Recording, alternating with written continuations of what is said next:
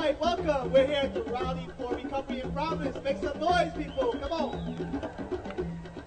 Thank you, everyone, and welcome to Providence, Rhode Island. How's everyone doing today? Oh, well, get ready. We're going to have a great, great weekend. We are thrilled to have you here in the capital city in Rhode Island. Let me just say, I want to thank all of the sponsors who are here, everyone who's here today, but I want to give a special shout out to Ralph Seavey and Walgreens for all the great work that they do. Take a look at the tents. You'll see they're all Walgreens, or a majority of them. Thank you, Walgreens, for your help, and not only today, but what we're doing with prescription drugs as well. Thank you very, very much.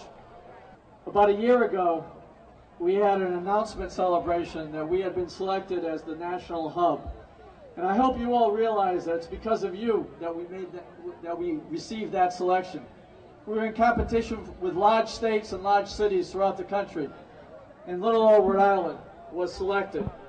So this rally is our gift to each and every one of you that's in recovery, because it truly is a message of hope. Recovery is the way to regain your life, to regain control of your life, to assume your fullest potential. So let's give a recovery thank you and warm welcome to our governor, the Honorable Lincoln Chafee. The purpose of this event is to give a voice to people in recovery.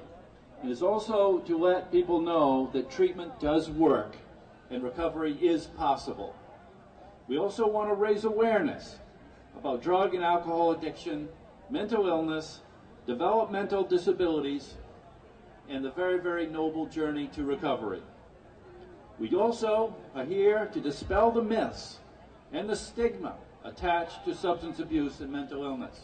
It's a great pleasure to join Congressman Patrick Kennedy, Craig Stenning, Mayor Tavares, Mayor Grebian's here, and everybody here on this gorgeous afternoon and celebrate the difficult but worthwhile effort we all put in to the road to recovery. So congratulations on behalf of all the citizens of Rhode Island.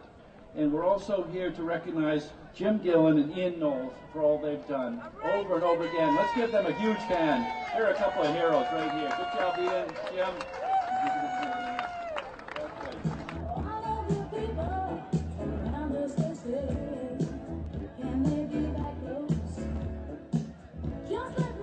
I had no idea when I promised myself one line at 18 years old that one line would take 14 years to walk away from. I had no idea I'd be 32 years old with two beautiful children and a wife who was 8 months pregnant before I could walk away from that one line. At 22 years old, I reached my childhood dream to play for the Boston Celtics. But that same year, I was introduced to this little yellow pill. That little yellow pill, they called it OxyContin. In 1999, I had never heard of OxyContin. That day, I spent $20 on that little yellow pill. I had no idea that $20 would turn to $25,000 a month, OxyContin habit. I had no idea that 40 milligram pill would turn to 1,600 milligrams a day. I had no idea that little yellow pill in the palm of my hand that cost $20 would turn into a syringe and stay in my arm for the next 8 years. But today I'm not here to share my story. Today, we are here to rally and celebrate recovery.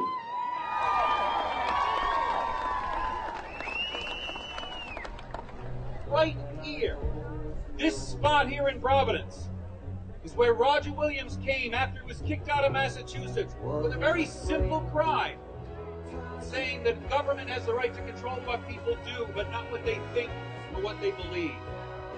Real personal freedom started right where you guys are, right here in Providence. Without further ado, as Mayor of the City of Pawtucket, let me introduce you the Anchor Recovery All-Stars. All right, let's hear it. And they're proud to be from Pawtucket. Great job, guys.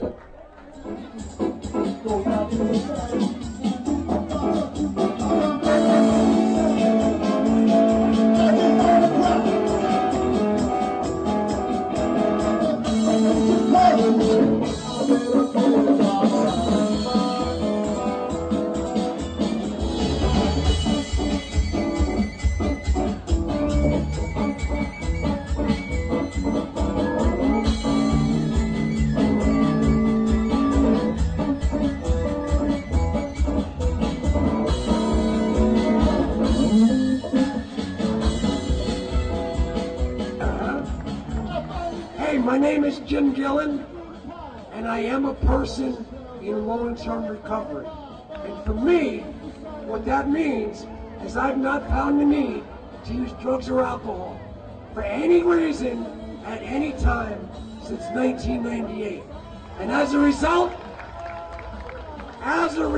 my life has gotten a whole lot better.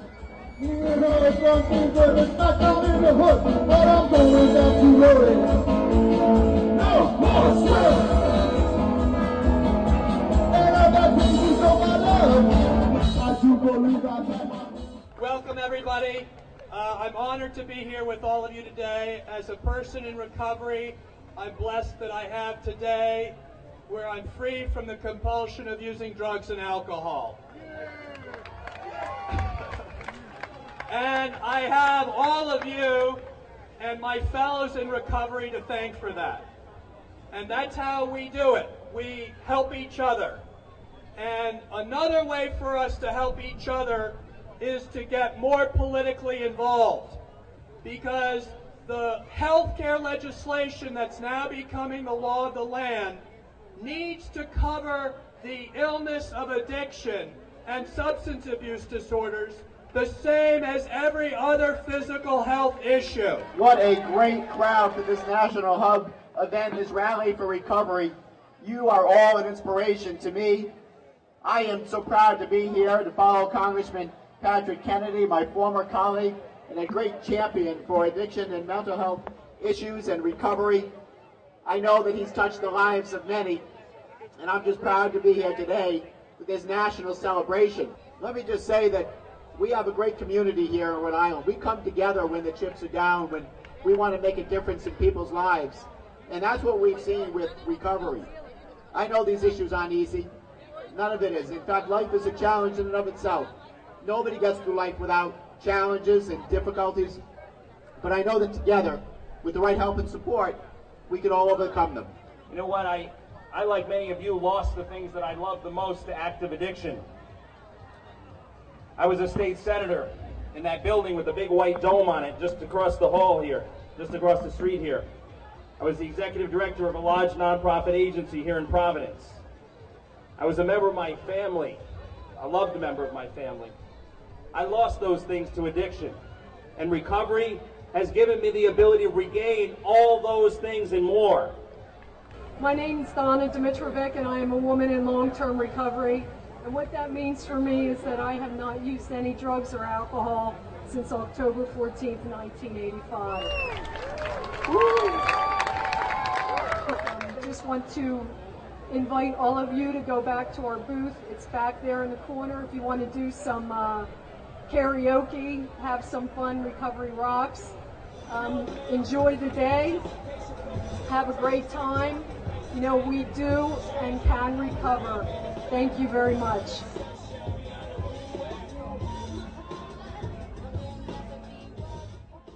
There are still about 20 million people in our country who need services for addiction and who don't get them.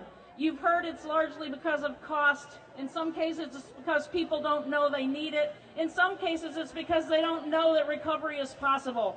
So we need that enrollment effort. We need to tell people about the benefits of recovery so that we can get people changing these negative attitudes and changing their minds about people in recovery and about addiction so that we can get more people the care and treatment that they need. Again, I want to thank every one of you for all that you're doing. I want to thank you for showing the country what a Rally for Recovery is like. Carry on, and thank you so much from your Washington, D.C. friends. Took another fight in 1987. I fought a guy by the name of Michael Spinks. Should have never been in the ring with me. As any day I'm healthy, I knock him out one round. I was drinking a bottle of scotch every day, walking into the ring, and I got stopped that night in the 5th round. And that was a start where something was just different. I ran into a good buddy of mine who had 3 years sober. He was a collector for the mob, and he told me I never had to drink again. And that was April 21st, 1988. I've been coming around to these rooms. I've been helping other people. I've been going to jails. I've been going to rehabs, and I've been telling my story so that not only you can hear it, but I can hear it. And I can be reminded the moment I pick up a drink, what happens to me. I forget my life. I forget about my family, my wife, my children. And I'm too old for that. Remember that, what was that thing on YouTube about the lady said, I got no time for that. 1988. I put it down. I've been working ever since. And I'm really glad to be here today with you, and I appreciate your time. Thank you. Just to tell you a little about me, I started taking prescription painkillers recreationally in high school, which led me to experiment with other drugs as well. While I was able to maintain my job and continue with school, both quickly became impacted by my increasing opioid dependence. As my addiction intensified, my mood swings and irritability made me a difficult person to be around, and my constant need to have prescription painkillers put me in serious debt and caused relationships with my loved ones to fall apart. As I recovered, I took up an active and healthy lifestyle. I'm pursuing my college degree. I have one last semester, and I'm now working in the same rehabilitation center that I attended. I help other folks that are struggling with addiction as well. This is a fantastic hub event, national hub event for recovery this month. And the White House is very pleased and honored to be here today. But I want to thank you all for being here and making this event what it is. In 2002, apparently, there were 200 people out here. Now in 2013, it looks like the event organizers are expecting possibly 10,000 folks over the day to come out here. Congratulations, Rhode Island. I'm Gordon Fox, I'm the Speaker of the House, and I just want to, first of all, welcome everyone to Providence, Rhode Island. So welcome to my home city. Shout out to Providence. And as President Pavel said, recovery, and what we build as policy in terms of recovery and what you folks are either working for or going through is inherently what makes us human beings.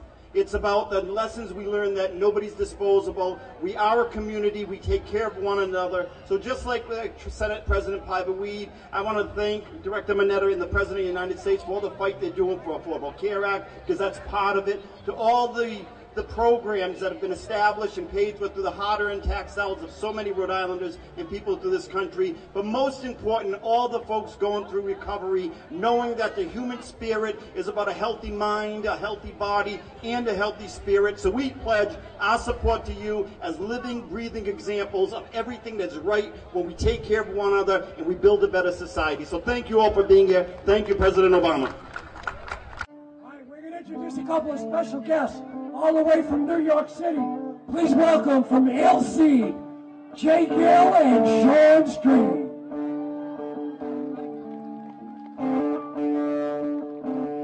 Rhode Island, what up? Yep. Make some noise for the Recovery All-Stars, y'all. Yeah, yeah. Yeah, yeah. Yeah, yeah. Yeah, yeah. Yeah,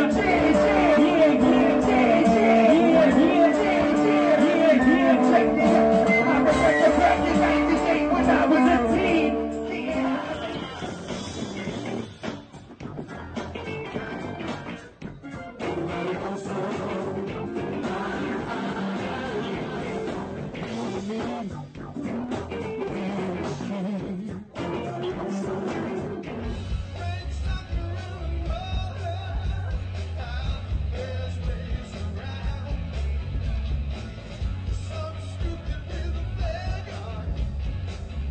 Yeah,